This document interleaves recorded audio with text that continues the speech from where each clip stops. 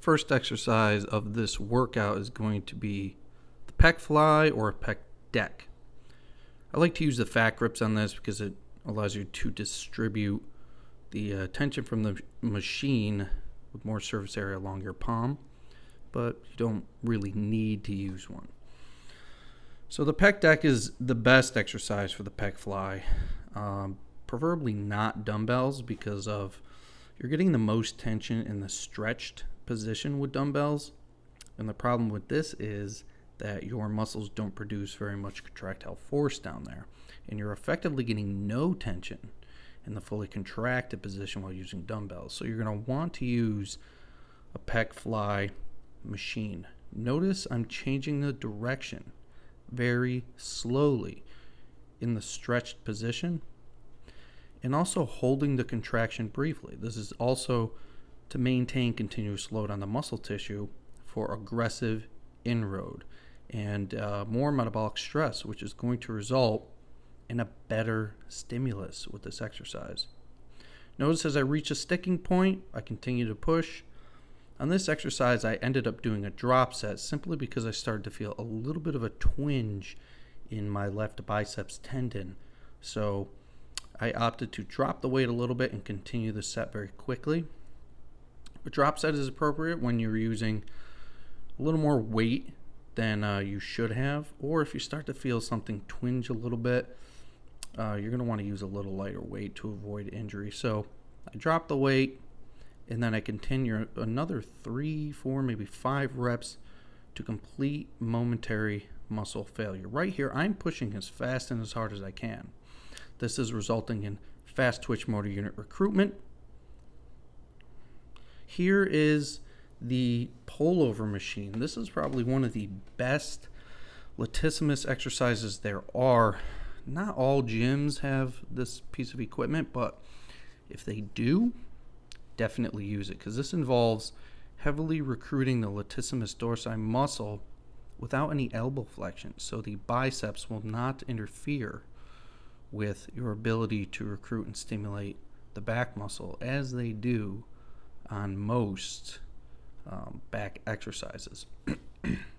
Again, notice slow changes in direction, no swinging, no momentum, holding the contracted position briefly. Also, you don't want to come up for too high of a stretch on this one. Feel the muscle stretch a little bit, but keep in mind, just because some range of motion is good does not mean more is better. So a moderate amount of passive insufficiency or stretch with this exercise.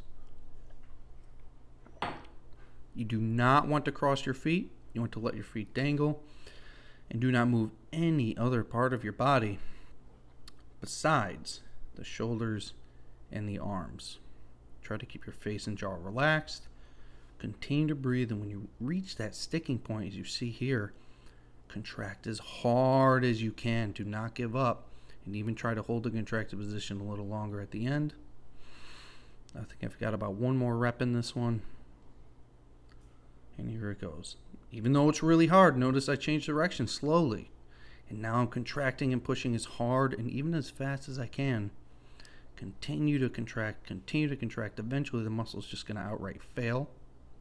And that is when you want to lower the weight nice and slow. Avoid dropping the weight down with any exercise, especially this one, because the external rotation of the shoulders could hurt you. Next up is just a push-up to failure. I included this exercise because there's a lot of really crappy chest presses out there, and the bench press isn't ideal. So if you just get a set of dumbbells for a little bit increased range, man, the push-up is a really, really effective exercise. Notice I'm not locking out the elbows, coming down slowly, holding that stretch position, and squeezing the chest on my way out. Just visually think about maintaining as much stress and as much tension on the pecs during this exercise. You don't want to jump in and out of the position like most people do with a push-up. Continuously load the muscle. Exaggerate the negative. Keep your back straight, keep your legs straight, your hips straight. Don't change anything about your form for the sake of getting more repetitions. Notice my head position, straight. I'm not tilting my neck back. I'm not bending my head forward. Everything remains fixed. And eventually I'm going to reach failure here on this next repetition. You're going to approach failure and then continue to contract as hard as you can for an additional few seconds until the muscles really fail. Then you're going to gently go back into the lower position and exit the exercise slowly. Tbar row for the next exercise for the back. Just another variation of row. Seated row is fine, but a lot of people have access to this equipment. You want to maintain a little bit of extension in your lumbar spine, and then again slowly up to the top. Hold a contracted position. Slowly change direction. Feel the negative.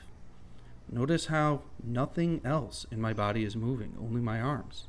You want to maintain proper body position throughout every exercise, so that way the only muscles being recruited are mostly the targeted muscle group, which is going to be all the muscles in the back with this one.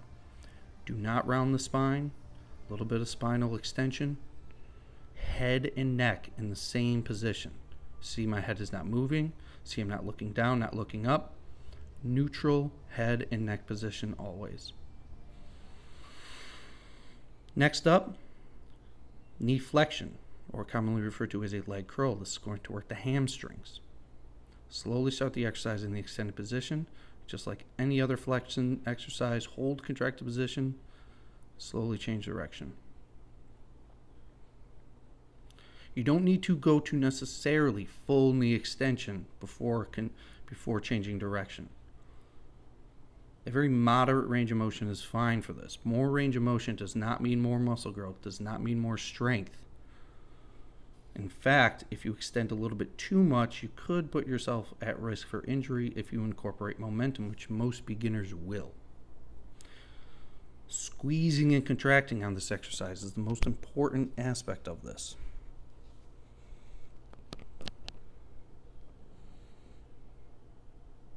I did a drop set on this one too. As you noticed, I changed the weight extremely quickly. You almost didn't even notice. And this was because I overestimated the amount of resistance I could do on this particular machine because I'm not quite used to this Atlantis one. So I dropped the weight about 2 plates and continued immediately with a second set to failure. Notice I slowed down, but I kept contracting as hard as I could until the muscles gave out, and then very gently set it down, as usual. The last exercise of this workout is knee extension for the quads. I did not do a hip extension movement with this exercise in order to keep volume low and avoid overtraining. This is just a variation of a workout I like to do. But again, most people like to swing the weight up on this. If you're doing that, the quads are not doing the work.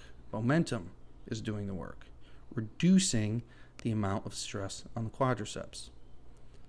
Come up to the extended position, hold briefly, change direction slowly. Think about squeezing and contracting the quads throughout this exercise. This muscle group is very sensitive, so you are going to feel a tremendous burn. That is a good thing. Try to keep your upper body relaxed. Keep your grip relaxed. Focus on breathing. There's a huge tendency to start to swing with this exercise because it is so damn uncomfortable. But what you need to do is just continue to contract and just accept the fact that this is going to be a very uncomfortable exercise and just push through it. Here's the sticking point. I'm still contracting. There's another repetition in there. Everything is burning at this point. I'm breathing continuously. Here's a sticking point. Continue to contract for an additional 5 or so seconds until you really feel the muscle give out. Gently set it down. Go ahead and join my Patreon page. And of course, for private coaching, email me at that email address right there.